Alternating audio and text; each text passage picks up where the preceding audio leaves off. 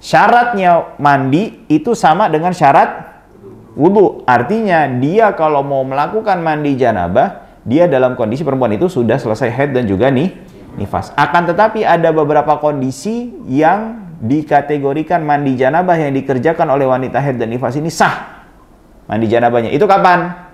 Di saat misalnya wanita haid ini sedang mau melakukan haji.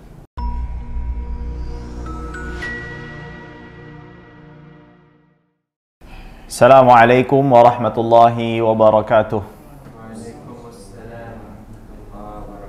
Innal hamdalillah nahmaduhu wa nasta'inuhu wa nastaghfiruh wa natubu ilaihi wa nastahdihi wa na'udzu billahi min shururi anfusina wa min sayyiati a'malina man yahdihillahu fala mudilla lahu wa man yudlil fala hadiya lahu. Ashhadu an la ilaha illallah wahdahu la syarika lahu wa ashhadu anna sayyidana wa nabiyyana Muhammadan abduhu wa rasuluh. Allahumma salli wa sallim ala abdika wa rasulika Muhammadin wa ala alihi wa sahbihi wa man tabi'ahum bi ihsanin ila yaumiddin. Qala Allah subhanahu wa ta'ala, ya ayyuhalladzina amanu taqullaha haqqa tuqatih wa la tamutunna illa wa antum muslimun.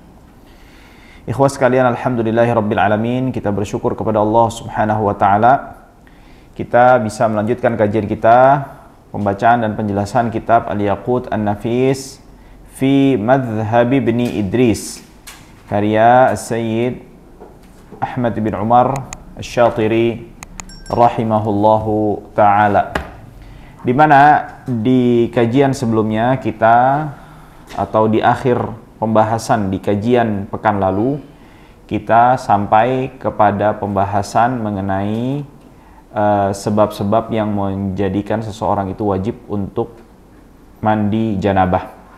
Saat ini kita sampai kepada judul atau tema ya yang Syekh katakan furudu al-ghusl, yaitu apa-apa saja yang diwajibkan untuk dikerjakan ya ketika seseorang melakukan mandi janabah. Tentu kita mengetahui ya bahwasannya maqasidut taharah yang kedua itu adalah mandi janabah, dan mandi janabah ini adalah ibadah yang dimana ada ketentuannya ya yang harus dipenuhi, baik itu sifatnya, syaratnya, rukunnya, furudnya ya dan juga sunnah-sunnahnya.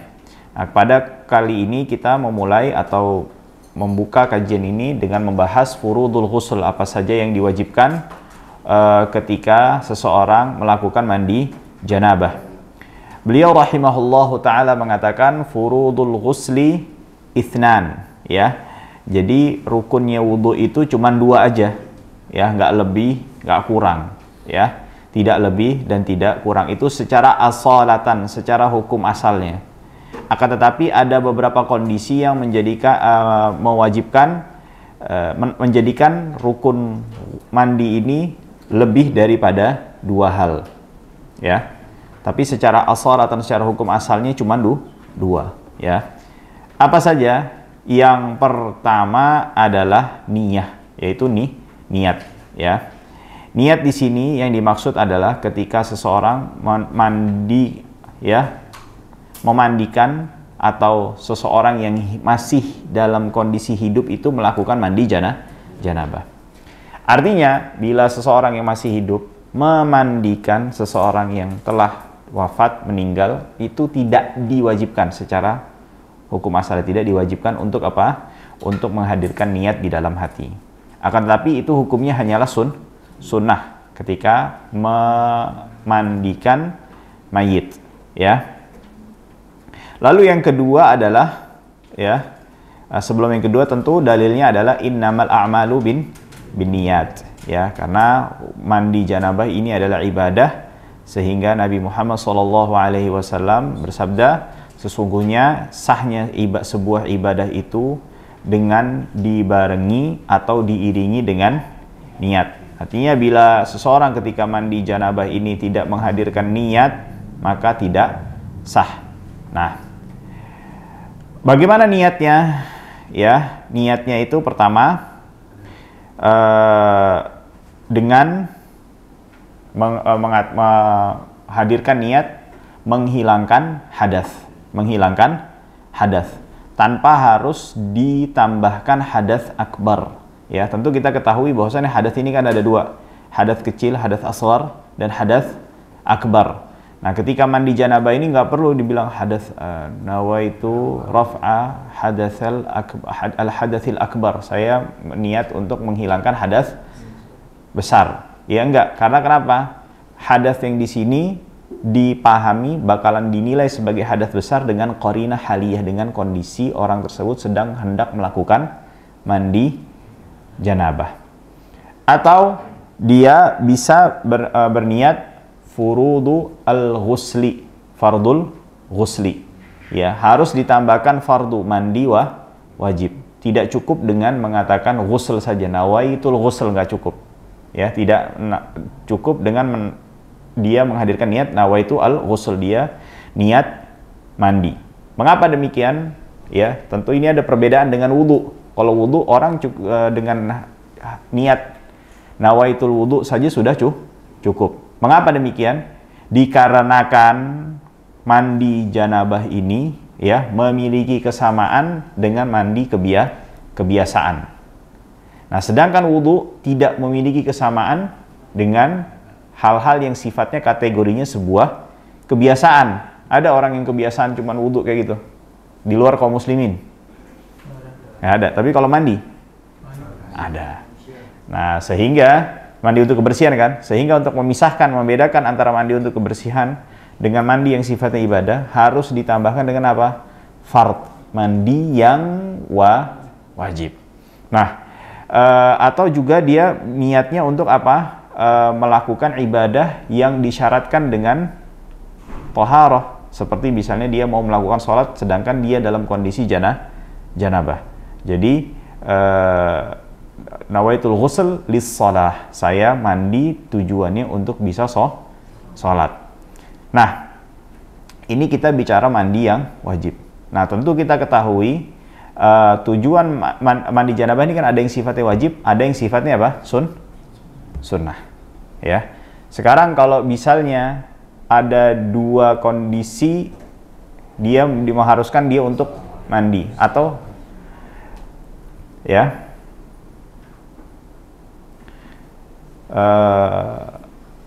atau kondisinya dia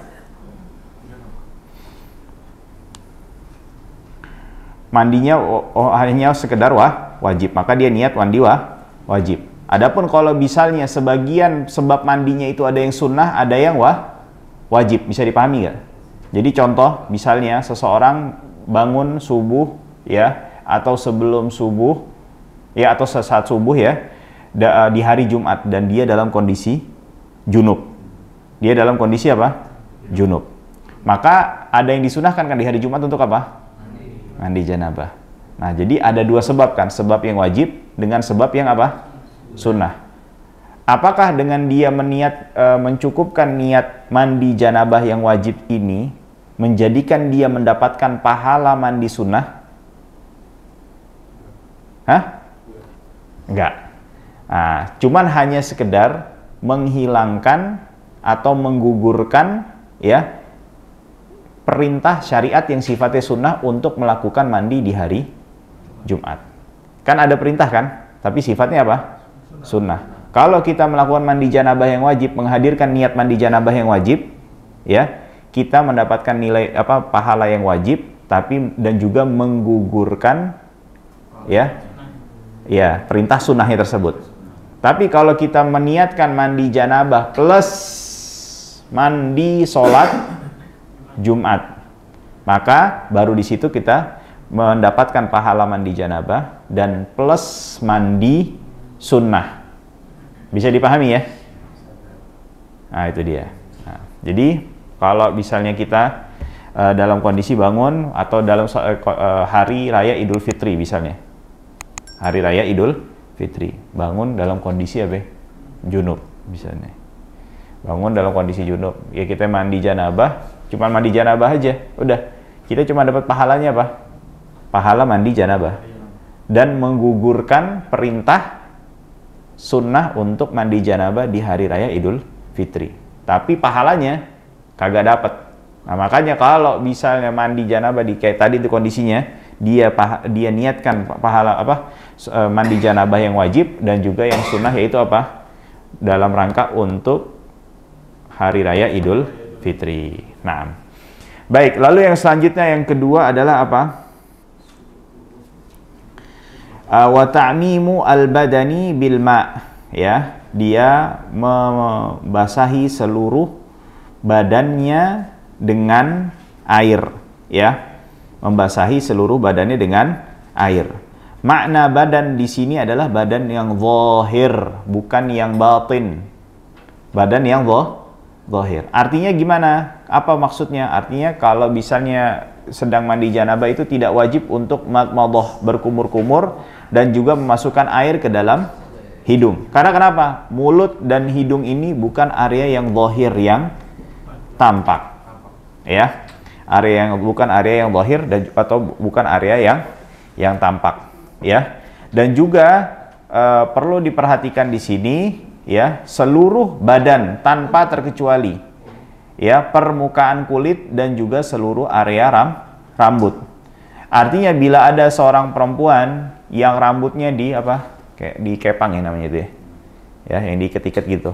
Nah, saking kuat kepangnya itu menjadikan airnya yang dialirkan ke kepangannya itu menjadikan tidak bisa masuk ke bagian dalamnya. Nah, saat itu dia harus melepas kepangnya. Kalau misalnya airnya bisa masuk ke dalam bagian dalam kepangannya tersebut tanpa harus dilepaskan, maka tidak wajib. Ini perbedaan dengan mazhab Hanbali. Kalau mazhab Hanbali itu di dalam mandi janabah, perempuan yang dikepang itu nggak masuk airnya, ya, harus dilepas. Kalau mazhab Syafi'i dilihat kondisinya, masuk nggak airnya. Kalau masuk nggak sunnah sifatnya. Kalau misalnya kagak masuk kecuali dengan harus dilepaskan kepangannya, maka dia wajib. Nah, dan juga di sini juga harus bagi wanita, dia harus memperhatikan bagian dalam kemaluannya, maksudnya yang terlihat dan tampak saat dia duduk untuk buang hajat.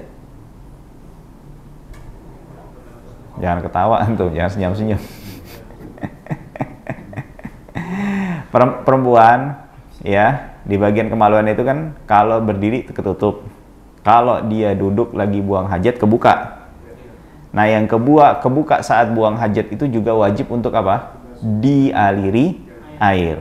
Dan juga harus diperhatikan apa? Perhatikan lipatan-lipatan yang ada di tubuh. Misalnya ada orang yang Masya Allah, ya, punya cadangan lemaknya banyak banget. Sampai akhirnya ngelipat-ngelipat, numpuk-numpuk di perut. Nah, itu juga harus diperhatikan. Jangan sampai ada bagian yang di lipatannya tersebut yang tidak terkena air. Itu bahaya itu, ya. Karena mencakup mencakup atau maksudnya diharuskan seluruh bagian tubuh ini terkena air. Dan juga bagi yang belum sunat, yang kulub, ya, itu juga harus dibersihkan bagian bagian dalamnya, ya, yang tertutup oleh kulit yang lebih, yang harus dihilangkan ketika sunat. Ya, itu dia. Baik. Selanjutnya, syurutu al-ghusl, syarat mandi. Ya, ini harus diperhatikan. Syurutul ghusli hiya syurutul wudu'i as-sabiqah. Ya, syarat mandi ini sama dengan syarat wudu yang telah dijelaskan dan disampaikan di bab-bab sebelumnya. Akan tetapi ada beberapa permasalahan yang menjadi mustasnayat, pengecualian, ya, yang pengecualian. Di antara syarat wudu itu adalah apa? Seorang sahnya wudunya itu bila dia melakukan wudunya bila perempuan, dia bersih daripada haid dan juga nifas. Ya. Dia dalam kondisi haid dan juga nifas. Akan tetapi mandi janabah ada beberapa permasalahan yang dimana bila wanita haid melakukan mandi janabah itu tetap sah. Kan kita bicara syarat sah ya. Syarat sahnya wudu diantaranya wanita dia sudah bersih dari haid dan juga nifas. Artinya kalau wanita haid dan nifas melakukan wudu, wudunya sah nggak? Enggak, dia harus bersih. Oke. Syaratnya mandi itu sama dengan syarat wudu. Artinya dia kalau mau melakukan mandi janabah, dia dalam kondisi perempuan itu sudah selesai haid dan juga nifas. Akan tetapi ada beberapa kondisi yang dikategorikan mandi janabah yang dikerjakan oleh wanita haid dan nifas ini sah. Mandi janabahnya itu kapan? Di saat misalnya wanita haid ini sedang mau melakukan haji. Di antara sunnah haji itu ketika mau berihram melakukan mandi janabah. Nah, maka mandi janabah wanita ini hukumnya apa? Sunnah, dan mandinya juga hukumnya sah. Hukumnya sah diterima. Padahal di dalam kondisi apa? Haid. Oke. Terus di antara syarat wudu itu adalah apa? Seseorang yang melakukan wudu ini haruslah seorang apa? Muslim dan berakal. Betul nggak? Nah, karena kenapa? Ini kan ibadah kan? Ibadah dilakukan oleh orang selain non-muslim, sah nggak? Enggak. Orang ibadah dilakukan oleh apa? Orang yang tidak berakal. Ada mutamyiz, hal yasih amla, sahih apa? Sah apa enggak ibadahnya? Enggak. Ini kita bicara wudu kan? Berarti kalau wudu mandi ini juga harus dilakukan oleh muslim dan juga apa? Orang yang berakal. Artinya kalau bisa dilakukan oleh orang kafir, mandi janabah, dilakukan oleh orang gila itu tidak sah. Tapi ada beberapa kondisi atau satu masalah yang dimana mandinya orang perempuan kafirah dan perempuan yang gila itu sah. Itu kapan kondisinya? Bila dia memiliki suami seorang muslim. Paham nggak? Karena kenapa? Bila dia punya istri, misalnya seorang wanita kitabiyah, entah Nasraniyah atau Yahudiyah. Dia seorang Nasrani atau seorang Yahudi. Oke. Dia selesai haid. Nah, boleh nggak suaminya langsung menggaulinya? Hah? Harus mandi dulu. Nah, sedangkan syaratnya mandi sama sama seperti syaratnya wudu, yang dimana tidak sah dilakukan oleh selain non-muslim. Nah, jadi gimana dong? Nah, jadi suaminya memerintahkan istrinya mandi, tujuannya apa? Supaya dia bisa halal untuk suaminya. Bukan ibadah siapa? Ibadah untuk si perempuan tersebut. Dan juga bagi perempuan yang, hilang akalnya, dia sah mandinya, tapi bukan apa? Bukan sebagai ibadah orang tersebut, tapi dalam rangka untuk apa? Menghalalkan suaminya agar bisa menggaulinya kembali setelah dia bersih daripada haid, ya. Jadi jelas ya, itu ada beberapa pengecualian, ya. Tadi sudah dijelaskan syurutnya mandi itu sama syaratnya sama halnya dengan syarat wudu. Nah, di antara syarat wudu itu harus dilakukan oleh seorang apa? Seseorang wanita yang telah bersih daripada haid dan juga nifas. Akan tetapi ada kondisi pengecualian, yaitu bila seorang perempuan dia mau apa?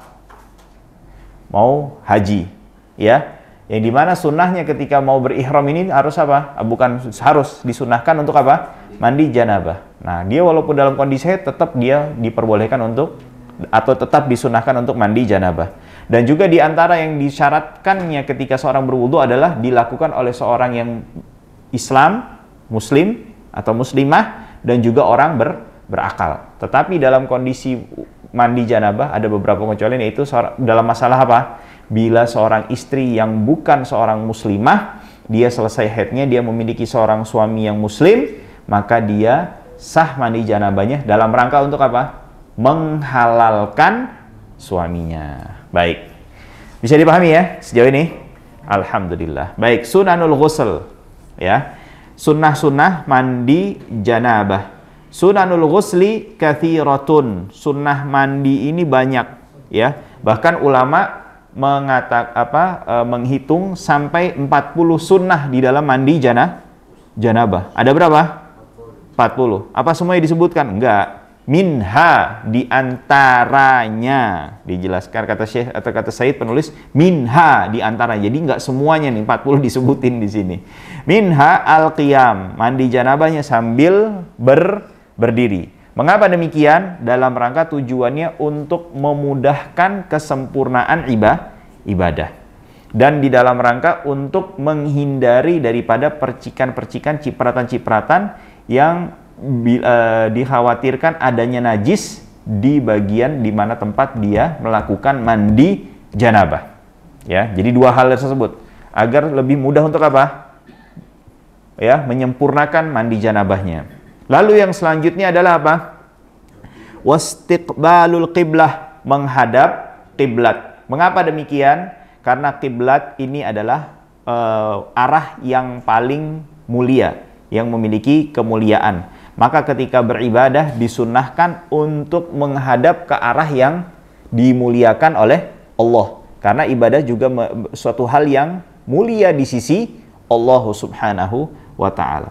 Lalu yang selanjutnya adalah wa ghaslul adza. Wa ghaslul adza artinya menghilangkan segala kotoran. Ya, adza. Ada di sini kotoran di sini yang sifatnya najis maupun yang tidak najis. Yang najis maupun tidak najis. Yang enggak najis kayak gimana tuh?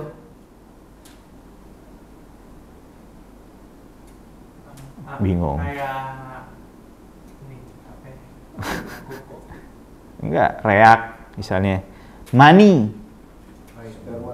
Sperma, ya. Bila ada di bagian tubuh, ya, najis nggak sperma itu? Enggak. Tapi disunahkan untuk apa? Dibersihkan. Nah, juga yang sifatnya kotoran yang sifatnya najis. Misalnya apa? Air kencing, ya, atau maaf, sisa buang air besar. Nah, ini hukumnya sunnah kalau pertama kotoran ini nggak najis, dan kedua sifatnya kalau najisnya itu hukmiyah. Ingat ya, hukmiyah ya. Najis kan dibagi menjadi dua, ainiyah dan juga hukmiyah. Ainiyah itu apa? Yang masih ada zatnya, baik bisa dirasakan dengan dicium, rasa, ya, dan juga aroma. Nah, ada najis-najis kadang yang udah hilang sifat-sifat tersebut tapi masih belum dibersihkan. Nah, maka kalau dia hukmiyah, dia hukumnya sunnah. Tapi kalau ainiyah, maka membersihkan najis ini adalah hukumnya apa? Wajib. Jadi bersihkan najisnya terlebih dahulu, baru dia apa? Mandi janabah. Membersihkan mandi janabah. Baik, lalu yang selanjutnya adalah al-wudu. Ya, berwudu. Berwudu baik sifatnya sebelum mandi janabah, di tengah mandi janabah, atau setelah mandi janabah. Wudu dengan sempurna, maksudnya apa? Jadi semuanya sampai kaki-kakinya wudu, atau tidak dibagi wudunya. Artinya wudu di depan ini seluruh anggota tubuh wudu kecuali kakinya diakhirkan. Ya, atau di tengahnya sebagian lalu disempurnakan di akhir. Itu boleh, sunnah. Tetapi yang paling afdol dari semua tersebut adalah wudu secara sempurna sampai kaki-kakinya sebelum melakukan mandi janabah. Dan niatkan apa? Meniatkan sunnah wudu. Niatkan apa? Sunnah wudu. Jangan niat mandi janabah, akhirnya nggak dapat sunnah wudunya. Nah, lalu yang selanjutnya adalah wat tasmiyah, membaca basmalah. Seperti halnya apa? Seperti halnya mandi. Wa ta'ahudul ma'atif, ya, memperhatikan bagian lipatan-lipatan yang ada di tubuh. Tentu ini sifatnya sunnah bila air telah sampai kepada bagian-bagian tersebut tanpa kita harus menggosoknya. Tapi kalau misalnya tidak bisa sampai ke bagian-bagian tersebut, melainkan kita harus menggosoknya, maka menjaga lipatan atau memperhatikan bagian lipatan-lipatan ini adalah hukumnya apa? Wajib. Lalu yang selanjutnya adalah wadalak. Dalak ini apa? Bukan mijit, artinya mengusapkan tangan ke bagian tubuh yang dialiri air. Lalu yang selanjutnya adalah wat-tatslits, ya 3 kali. Menyiramnya sebanyak 3 kali. Lalu yang selanjutnya adalah watartibu af'alihi, melakukannya secara berurutan. Nah, berurutan ini seperti apa? Dijelaskan oleh penulis. Pertama, bi an yaghsila kaffain. Pertama, dia cuci kedua tangannya. Sampai mana? Sampai pergelangan. Mencuci kedua tangannya sampai pergelangan. Tentu di luar daripada bak airnya. Kalau misalnya dia pakai bak air, artinya dia dengan menuangkan apa? Kalau dia pakai gayung, dengan gayungnya. Ya. Lalu tsummal farj wa ma hawalaihi, lalu mencuci kemaluannya dan yang ada di sekitarnya.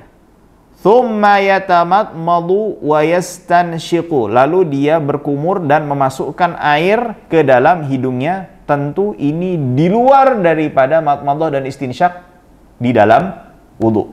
Artinya melakukan madmadah dan istinsyaqnya berapa kali?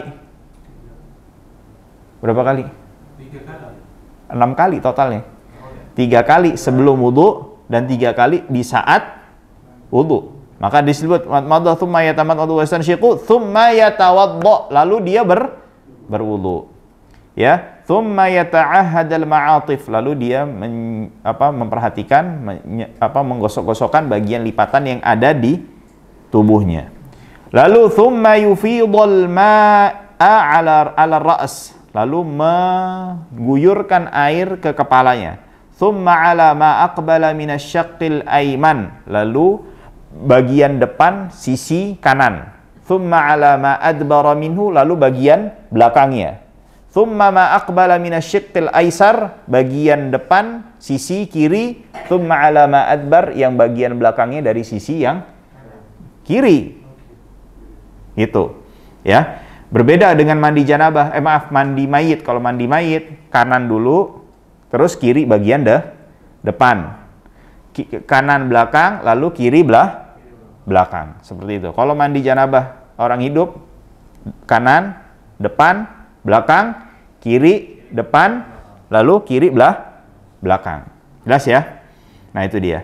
Nah, ini berdasarkan hadis Nabi Muhammad berdasarkan dalam sebuah hadis, ya, yang dikumpulkan, yang dimana menjelaskan atau menunjukkan akan sunnah yang disebutkan oleh penulis kitab Al-Yaqut An-Nafis rahimahullahu wa radiya'an. Lalu selanjutnya wa makruhatul ghusl, hal-hal yang dimakruhkan di dalam mandi itu apa? Hiya makruhatul wudu'il marrah. Dia adalah hal-hal yang dimakruhkan untuk dilakukan ketika berwudu. Ya, jadi semua hal-hal yang dimakruhkan ketika berwudu itu juga apa? Dimakruhkan ketika mandi janabah. Seperti apa? Misalnya dengan air yang lebih berlebihan, atau dia mengguyurnya lebih daripada 3 kali, ya, dan seterusnya. Nah, lalu yang selanjutnya adalah wal aghsalul masnunatu katsirah. Baik. Nah, jadi kita sudah tahu ada 6 penyebab yang menjadikan mandi janabah ini hukumnya apa? Wajib. Sekarang ada beberapa kondisi, ya, yang disunahkan kita untuk melakukan mandi janabah. Apa saja? Nah, di sini penulis akan menjelaskannya. Nah, di sini beliau mengatakan apa? Minha, yang diantaranya adalah ghuslul jumu'ah. Ghuslul, yang benar apa ya? Jumu'ah apa jum'ah? Apa ya? Jumu'ah, apa yang mana? Bisa 3, bisa jumu'ah, bisa jum'ah, bisa juma'ah. Jadi kalau besok hari apa ya? Besok hari Jumat. Apa benar? Ya, besok hari apa? Besok hari Jumu'ah, benar. Besok hari apa? Besok hari Jum'ah, benar. Semuanya. Jelas ya? Seperti halnya kayak kata nisf atau nisfun, separuh, setengah. Bisa nisfun, nasfun, nusfun. Bisa nasif. Nisfun, nasfun, nusfun. Makanya kan orang-orang kalau bahasa Amiyah, wahid wala nus. 1 apa separuh, nus. Nah, ya kan? Begitu belajar, enggak Ustaz, nus, ini salah nih ngomong. Enggak, intinya enggak tahu. Bukan nisfun, tapi bisa apa? Bisa nisfun, bisa nusfun, bisa nasfun. Ya. Nah, itu dia. Ya, juga seperti apa? Ghuslun, ghuslun, ghislun. Ada juga. Tapi dia menunjukkan detail yang berbeda itu. Kalau ghuslun apa pakai dhammah, ghuslun apa, ghislun apa. Tapi kurang lebih itu menunjukkan aktivitas apa? Mandi. Tapi setiap harokat menunjukkan akan apa? Perincian yang berbeda. Kalau dalam fi'il juga ada. Fi'il juga ada. Seperti apa? Faqiha yafqahu. Ya. Faqaha ada juga faquha yafquhu. Itu beda. Faquha yafquhu. Kalau faqiha yafqahu itu apa maknanya? Faquha yafquhu itu juga apa? Punya makna yang berbeda, ya. Ala kulli itu bahasa Arab loh, ya. Ya, hari Jumat kan di sini. Hari apa? Hari Senin ya di sini. Makanya jangan sampai bolos tuh belajar bahasa. Biar ngerasain nikmatnya bahasa Arab. Ala kulli hal. Al-aghsalul masnunatu katsirah. Ya, mandi yang disunahkan itu banyak. Di antara minha ghuslul jum'ah. Ya, tentu ghuslul jum'ah ini hukumnya apa? Sunnah, ya. Waktunya dari kapan? Hah? Iya, setelah fajar, artinya masuk waktu subuh. Jadi kalau ada orang yang bangun tahajud terus dia mandi, niatnya apa? Mandi janabah, terus mandi Jumat, nggak sah mandi Jumatnya. Mandi Jumatnya kapan masuk waktunya? Setelah fajar. Baik.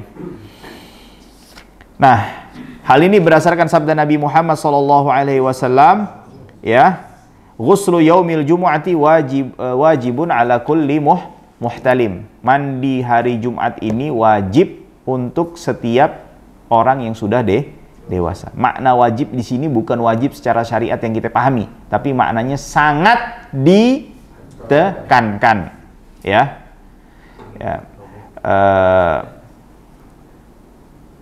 Hal ini, karena dalam hadis yang lain Nabi Muhammad SAW mengatakan man tawadda'a yaumal jumu'ati fabiha wa ni'mat. Siapa yang berwudu hari Jumat itu baik, ya. Wa man ightasala, siapa yang mandi fahu afdal, itu lebih afdal lagi, ya.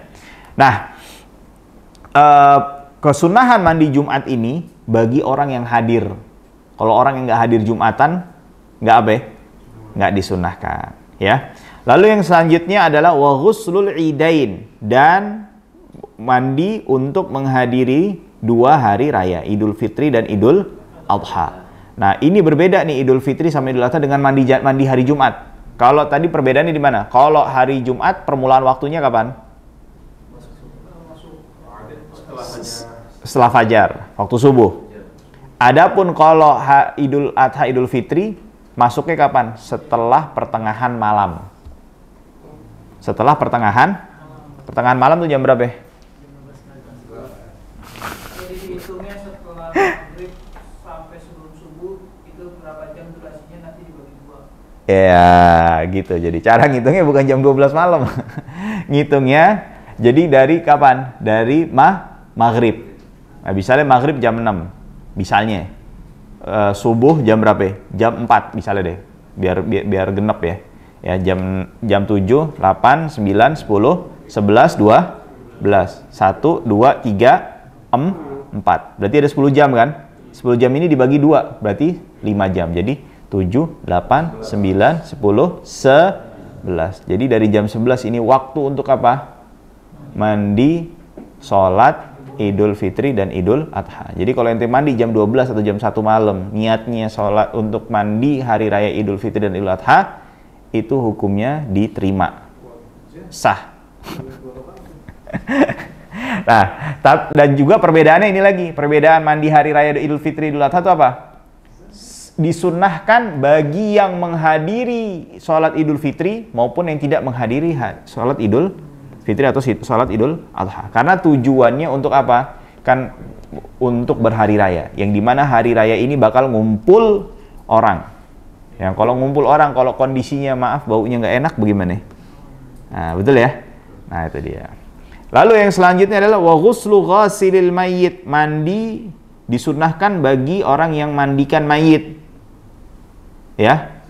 Yang memandikan mayit. Bahkan di dalam mazhab Syafi'i yang qadim, mazhab Syafi'i qadim, mandikan mandi setelah memandikan mayit ini adalah sunnah wudu yang paling muakkadah. Sunnah muakkadahnya itu adalah memandikan mayit mandi setelah memandikan mayit. Tapi dalam mazhab yang jadid yang paling akadnya, yang paling ditekankan itu adalah apa? Mandi di hari Jumat. Mengapa demikian?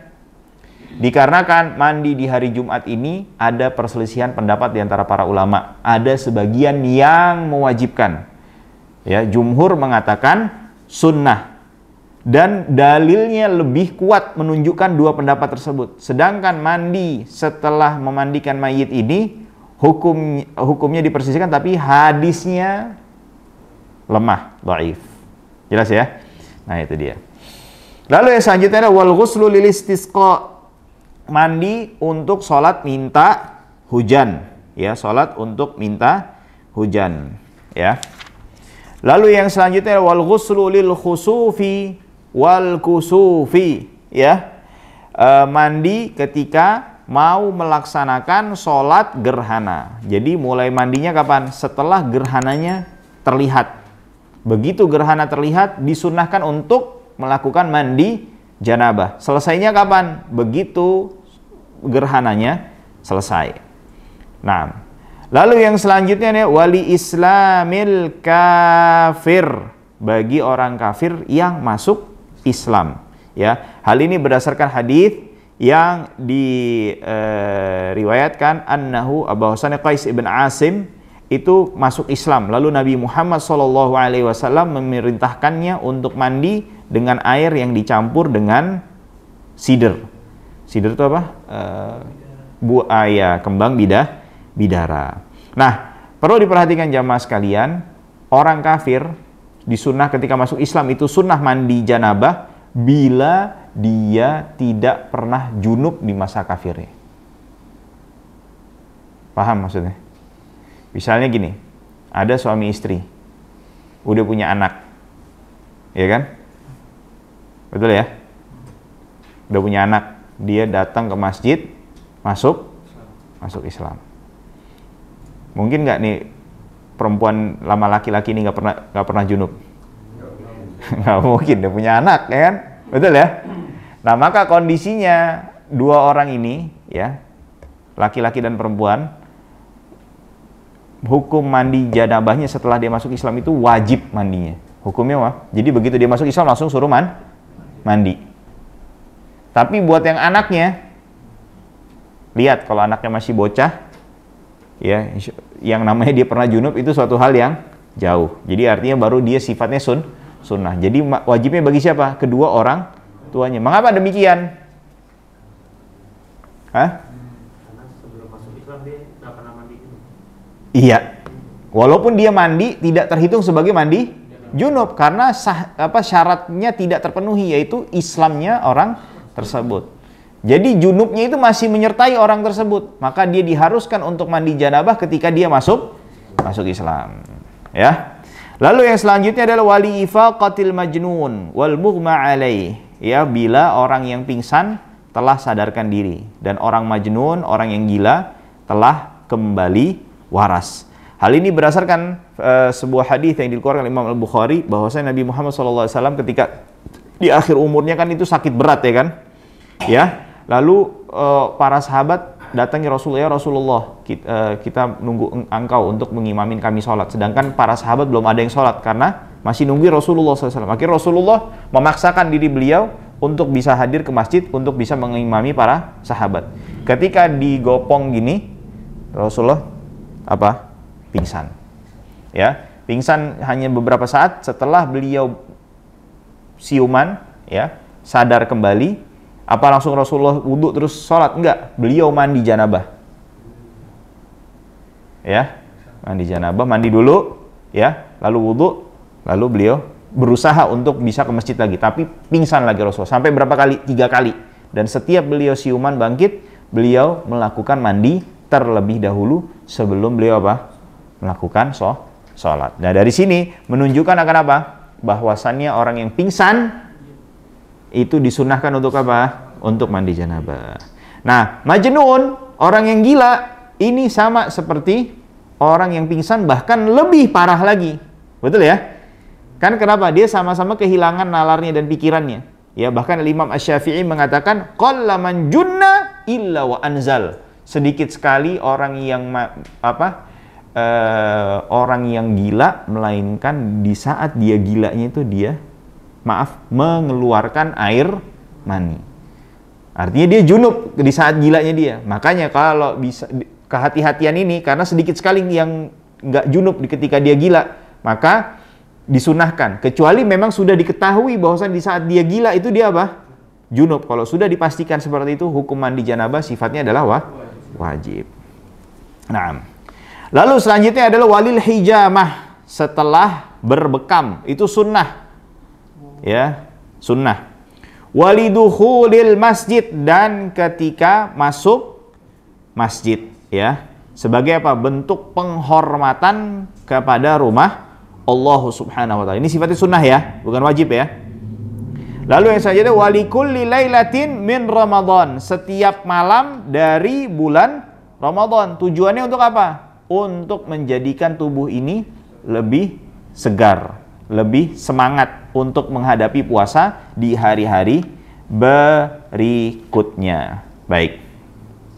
Nah, lalu yang selanjutnya bab ma yahrumu 'alal junub, apa saja yang diharamkan ketika seseorang dalam kondisi junub. Yahrumu 'alal junubi sittatu asya, diharamkan bagi orang yang junub ini 6 hal. Yang pertama adalah salat yang wajib maupun yang sunnah. Termasuk di dalamnya di sini adalah apa? Sujud tilawah dan sujud syukur. Tidak boleh seorang yang dalam kondisi junub itu untuk apa? Sujud tilawah, sujud syukur. Karena orang yang mau melakukan sujud tilawah ataupun sujud syukur itu harus dalam kondisi toharoh. Makanya itu agak kurang tepat tuh orang pemain bola gol, terus apa? Sujud syukur. Karena kenapa? Emang bisa dipastikan dia toharoh.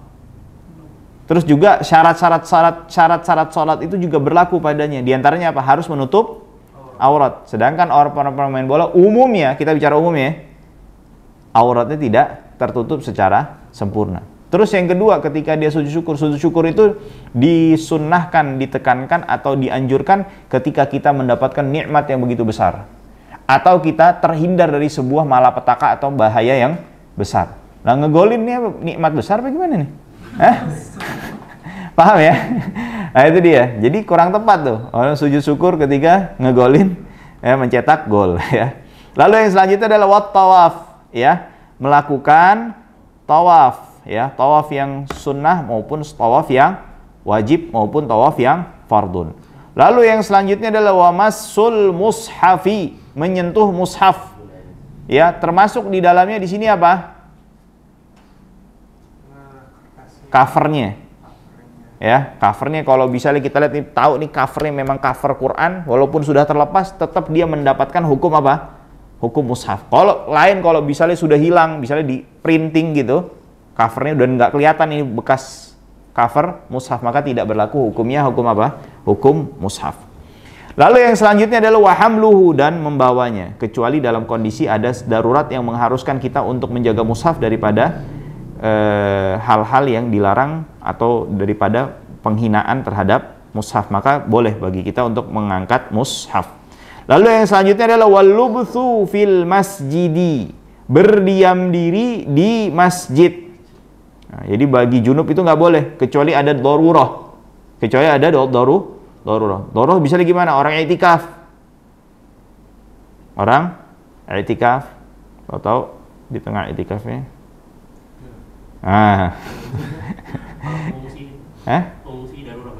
Iya, misalnya dia nggak ada tempat kecuali di masjid. Dia nggak ada masalah. Ini kan kita bicara darurah. Dia nggak bisa keluar di masjidnya, misalnya di tengah malam, masjidnya dikunci semua. Kalau dia keluar kondisinya di masjidnya itu bahaya, ya. Nah, maka dia nunggu sampai pagi untuk bisa mandi janabah. Jadi nggak apa-apa dia berdiam diri untuk di masjid. Tapi kalau misalnya dia bisa memungkinkan untuk tayamum, wajib dia untuk tayamum. Wajib untuk apa? Tayamum. Ya.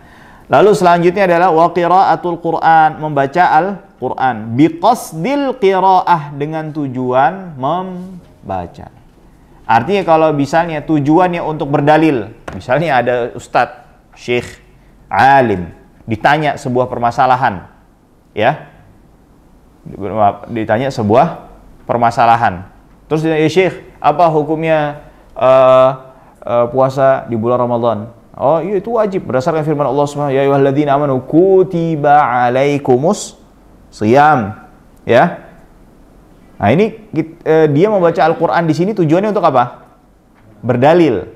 Nah, apa haram dia membaca Al-Quran padahal dia dalam kondisi junub? Enggak, karena tujuan dia membaca Al-Quran di sini untuk apa? Beristidlal, bukan untuk membaca Al-Quran. Kalau misalnya dia terus, oh antar Yahudi, fa'tabiru ya ulil absar, ini Yahudi begini, dibacakan dalam surat Al-Hasyr. Dia dalam rangka untuk apa? Memberikan wasiat, nasihat, ya, memberikan cerita tentang kondisi umat-umat terdahulu. Maka kayak seperti ini tidak diharamkan. Lain kalau misalnya dia membaca Al-Quran dengan tujuan untuk apa? Untuk benar-benar beribadah dengan membaca Al-Quran, baru di situ haram. Atau dia membaca Al-Quran tujuannya untuk membaca wirid.